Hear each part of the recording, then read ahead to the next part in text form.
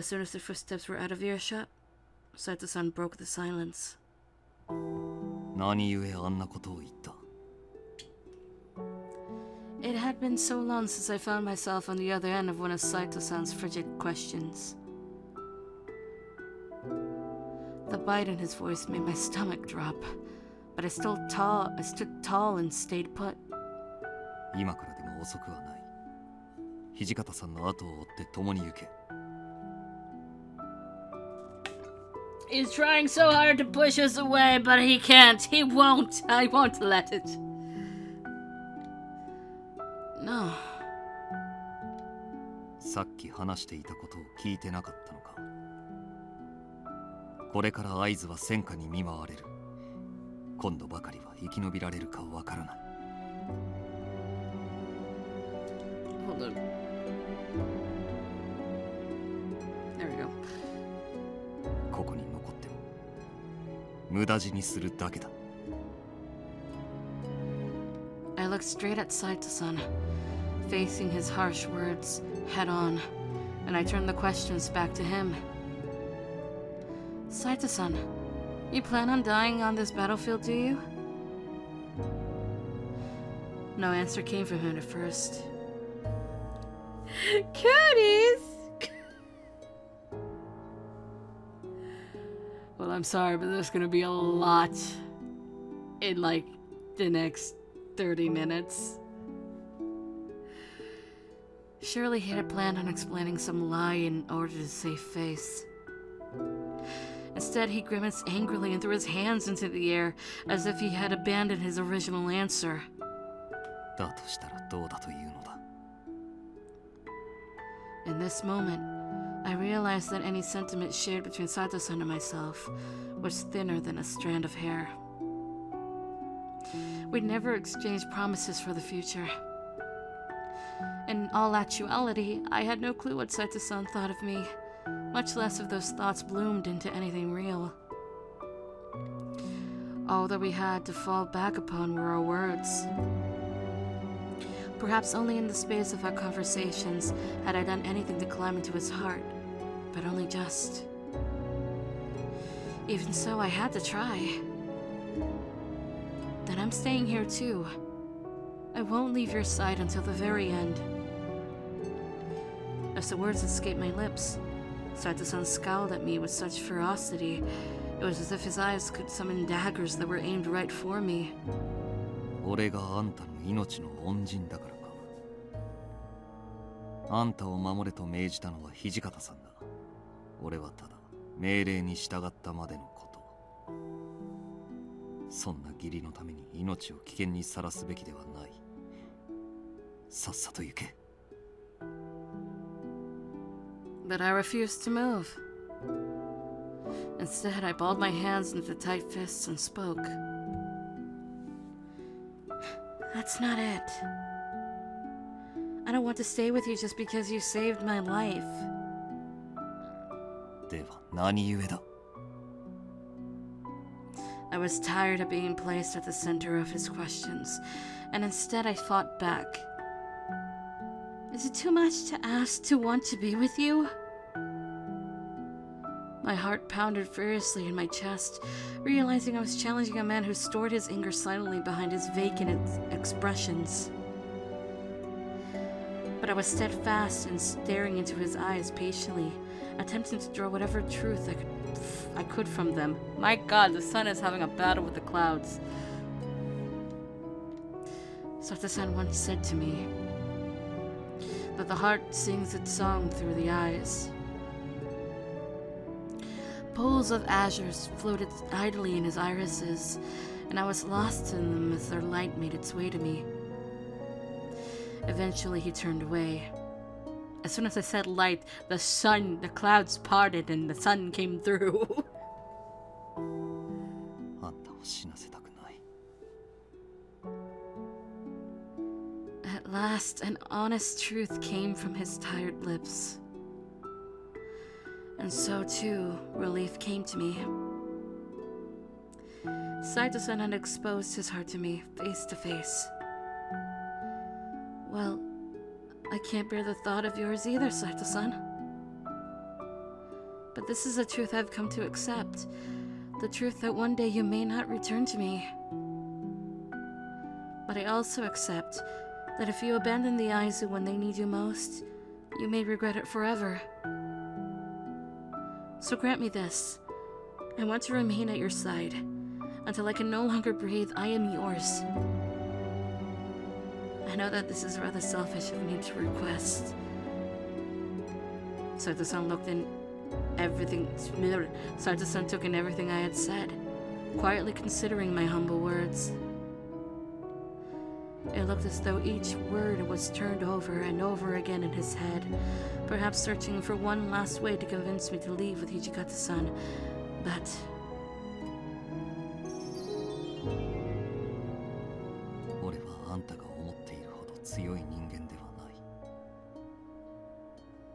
Out of the blue came a tender reflection. 何が正しくて何が間違っているのかを見分ける目など持っていない。こうしている今も土方さんのもとへ走ろうか、今から急いで追えばまだ間に合うのではないかと考え迷っている。敵兵に殺される間際、負傷した時、落ち水の毒で血に狂った時、見苦しくのたうち回らぬ自信などない。ただ俺は死ぬ間際まで武士でいたい。最後は近藤さんのように潔くあの世へ行きたいと思っている。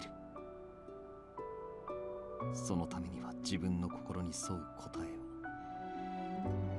自分にとって正しい答えを選び続けるしかない。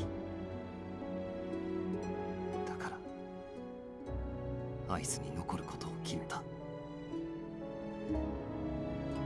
His tone didn't have the same detached nonchalantness to which I had become accustomed to, but rather it was a frustrated expression of the state between him and me. This was like a Saito-san's inner self revealed, the true Saito-san who bore no need for pretense. だが今あんたの目に映っている俺が弱い部分など持たぬ完璧な武士であるなら、見苦しい姿をわざわざ晒す必要はあるまい。このまま別れるのがいい。行け。俺は本当の俺の姿などあんたに見せたくはない。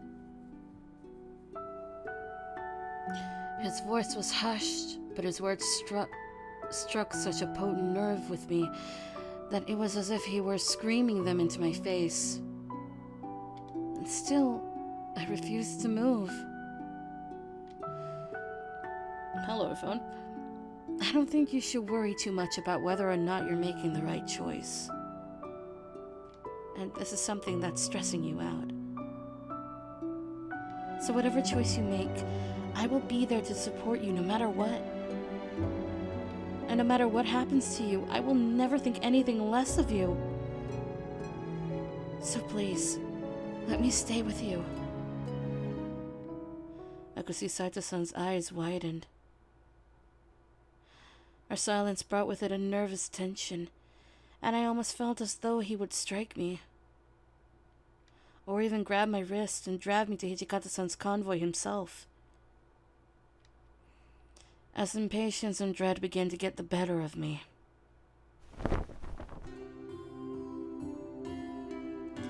Saito-san came close to me, our faces only an inch apart. His slender fingers wrapped around my neck, and then he closely drew me in to embrace me tightly.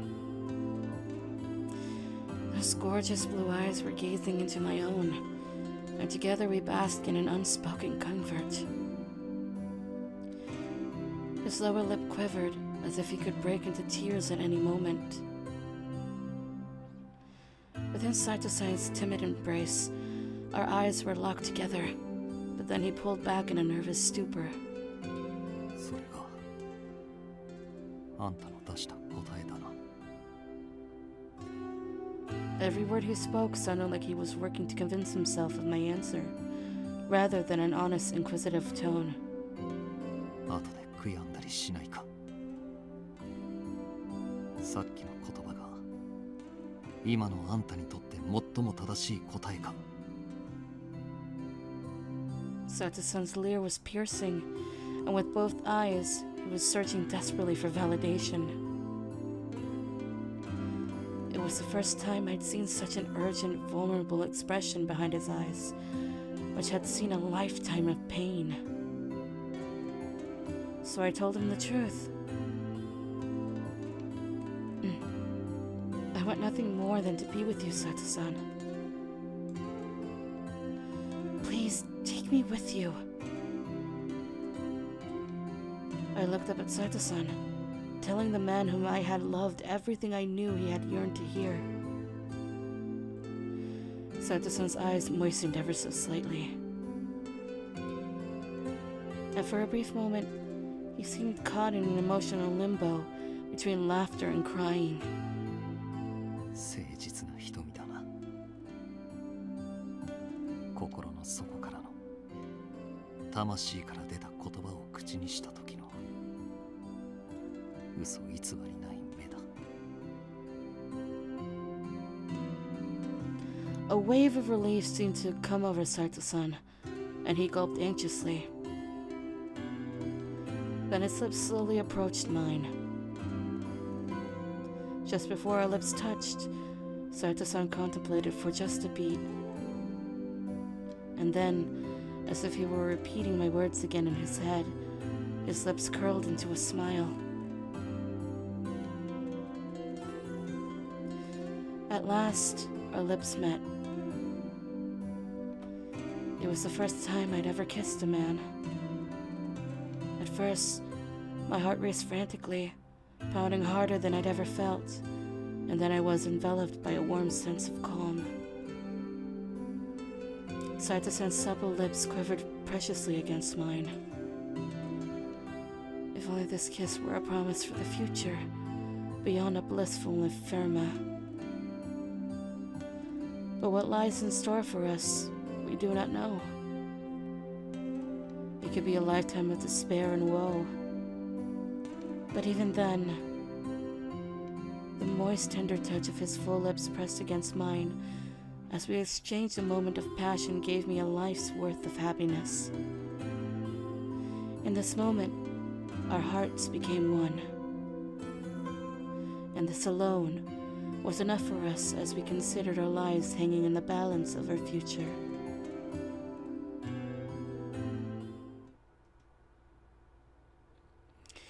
The next night, as we were approaching our camp, our walk was interrupted by misfortune. Oh, goody. What is this misfortune? Saito-san! The color inside the son's face had all but left, and he began to grasp for air. Ladies and gentlemen, we have reached round 4!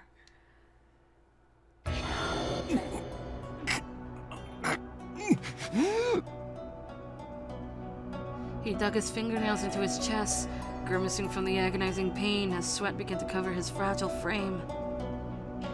And say it with me. We give him blood. Saito-san, here, drink my blood. Saito-san, as usual, shuddered at the thought, and he turned to look away from me in a discomfort fit. You know what? Weirdly enough, I think Saito-san is the only one by the end that does not get comfortable with this decision. I think everybody else is like, yeah, we accept our fate.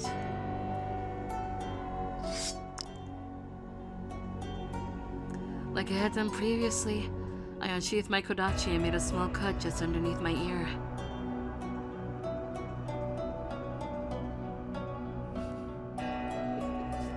Saito-san quietly held me closely, bringing his eager lips to suck at the small droplets of blood emerging. His warm, tingling tongue traced the path formed by the slow trickle of the falling droplets down my neck. After a panicked moment, Saito-san's breath finally began to calm, and eventually it normalized. I tried to step back to give him some room, but as I moved, I felt his hand tighten on my shoulder. Then he coolly whispered into my ear as the cut underneath began to seal itself. もう少し、あと少しだけ、このままで。His words were so gentle and sincere.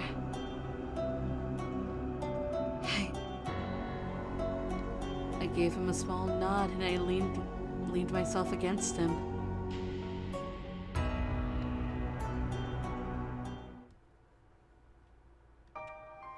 It was the night before our departure for Shirakawa Castle. I had spent a peaceful night in a room all to myself, thanks to the Aizu's military generously renting a house for our accommodations. Although our own chances for victory were dwarfed by the size and weaponry of our adversaries, for some strange reason, I felt no fear or worry. Perhaps it was because I had already accepted the fact that our backs were against the wall. Or maybe it was because I was given a chance to remain beside the man that I love. 雪村、そろそろ休んだらどうだ。夜通し起きていると、明日行軍している最中に倒れるかもしれんぞ。Well, why don't you rest too, Saito-san? Saito-san reacted sheepishly to my suggestion, and he turned away blushing. あとどれだけの時間、あんたと共にいられるかわからん。眠る時間すら惜しい。と言ったら笑うか。No. I shook my head. I feel the same way. Sleeping right now seems impossible. そうか。Saito-san's response was short, but even so, I could tell there was a weight and sentiment behind it. The room was filled with a nervous silence, as if we both lingered on the cups of saying something more. Ever since we had separated from Hijikata-san in Nagarayama, Saito-san and I had seen numerous skirmishes with the Imperial forces. I became aware of our thin chances of survival. Hope became a shallow gesture. This uncertainty made each moment we had shared all the more precious, and we savored every single one with aplomb as our hearts wielded it. I glanced curiously at Saito-san. He stared outside of the window silently, watching the scattered stars glimmering above.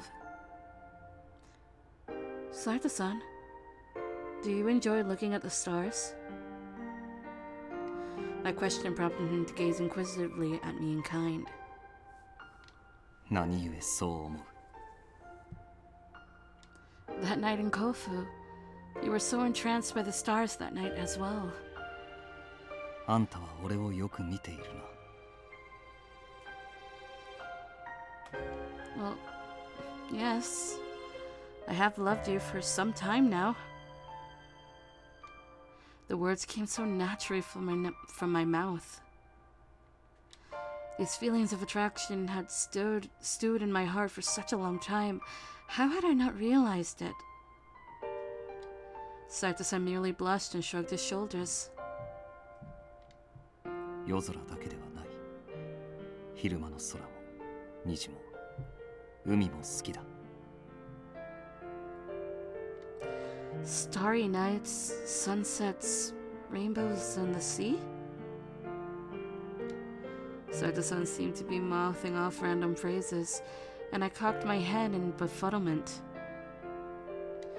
It seemed as though none of these things had anything in common, but... Saito-san stared once more outside of the window in admiration, as if it were a bright sunny morning. 途方もなく大きなものを見るのが好きなのだ。夜空も、昼間の空も、虹も、海も。大きなものをただじっと見ていると、些細な悲しみや不安が、いつの間にか消えてなくなってしまう気がする。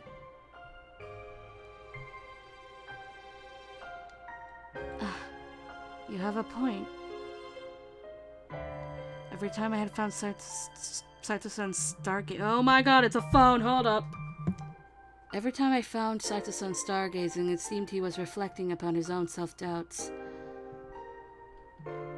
His heart always seemed so heavy. The timing of his reflective move was understandable, and his melancholic gaze was quaint besides the window. 俺にとっては近藤さんや土方さんもそういう存在だった。彼らについていけば間違いはない。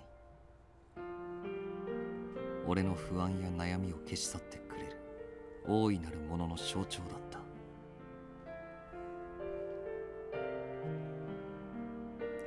I sat up and I walked towards Saito-san. Saito-san, are you feeling anxious right now? 何故だ。 Because Kondo-san and Hijikata-san, neither of them are here to offer any words of guidance or support for you anymore. Saito-san reached his hand over to mine and clasped it tight kindly. 心細くはない。あんたがいるからな。 He smiled. Saito-san's words were touching, but... Are you sure? When you're stressed, or if you're in pain, or if you're stuck wondering if you've made the right choice, do you trust me to help you and be there for you when you need me? For Saito-san, both Hijikata-san and the Shinsengumi provided an irreplaceable system of support. I had no confidence whatsoever that I could fill any of the roles that either Hijikata-san or the group had given. In response, Saito-san gripped my hand tightly. He began to entwine his slender fingers lovingly with my own, which at first was a little awkward, but it was an adorable gesture nonetheless. あんたはただそばにいるだけで俺の支えになってくれている。あんたの前で見苦しい姿を晒すわけにはいかない。最後の最後まで武士として戦わねばならない。あんたと共にいると一人でにそういう気持ちにさせられる。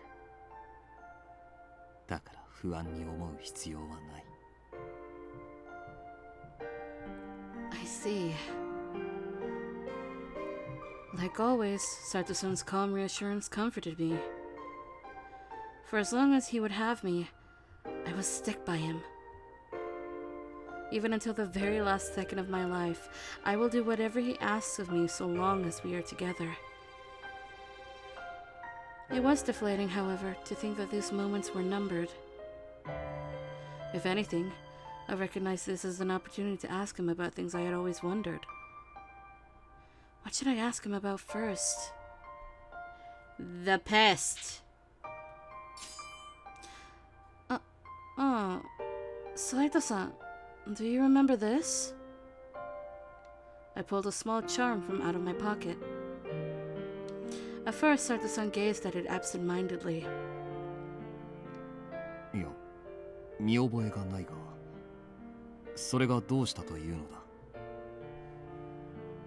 I giggled as I opened up the charm. Inside of it was a pressed cherry blossom petal. Although its color may have faded, you could still make out the rosy image of what it used to be. それは。 Saito-san fell speechless, and his mouth was agape in surprise. At first, he held his breath, and his hand shook as he reached out to touch it as if he had witnessed an apparition appear before his very eyes. Within the charm was the flower petal that Saito-san had given me before leaving the Shinsengumi to join the guardians of the Imperial Tomb. I love this trope. ずっと持っていたのか。あの時の桜の花びらを。Well, not exactly. It's dried up quite a bit, and it's not in the best of shape. Behind Saito-san's eyes, I could see a flurry of emotion whirling through him as he stared at the petal. I watched his lip quiver ever so slightly. I had known him for so long now that he didn't even need to speak for me to know what he was thinking.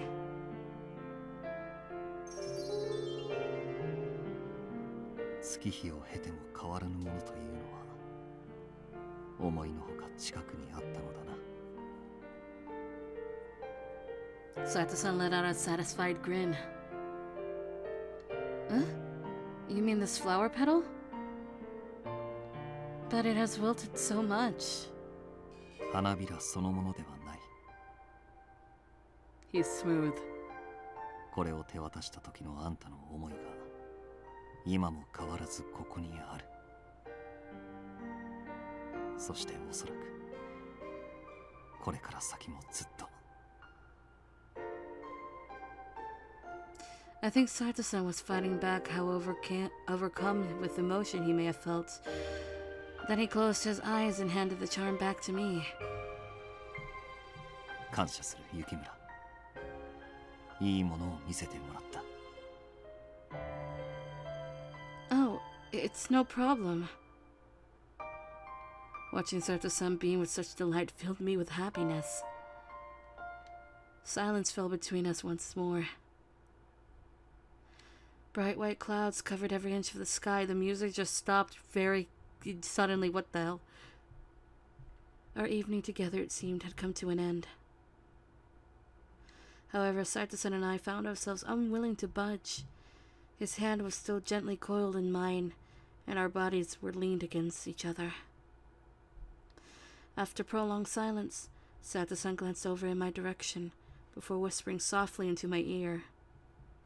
雪村、あんたに一つ約束しておく。A promise? What is it?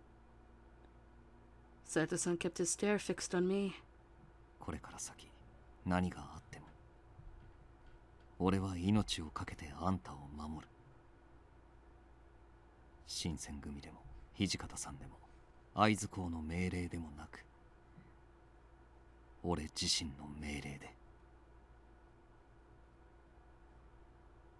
His tone was hushed and faltering, but within each word was a force of resolve and purpose. Saito-san was making this vow to me. Knowing that he had assumed this responsibility and went so far as to call it a promise made my heart flutter.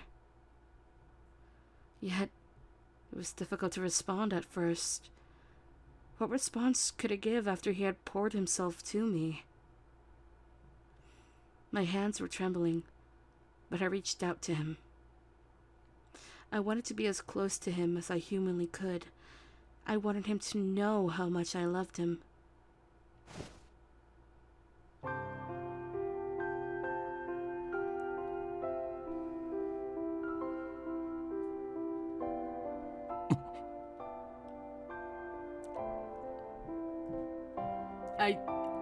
This is the first time she's ever instigated it. Oh my lord!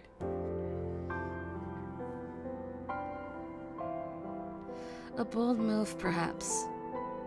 But sometimes when words failed us, it is best to take matters into our own hands. I love you, Saito. Saying it comes so easily. But showing you is something else altogether. I hope that as our mouths were connected in those throes of passion, he knew everything I'd wanted to say. As our lips parted, this was my only wish. 何故 Shh. Don't ask. だが